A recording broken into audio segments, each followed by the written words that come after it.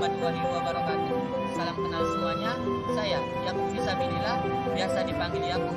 Saya lahir di Lamongan 4 Mei 2001.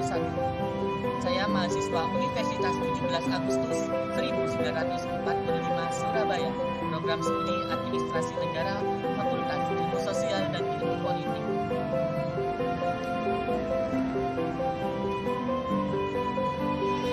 Motivasi saya mengikuti Duta Budaya Jawa Timur adalah menginspirasi dan mengedukasi generasi muda supaya tidak terjerumus ke dalam budaya-budaya asing dan tetap melestarikan budaya-budaya lokal tradisional.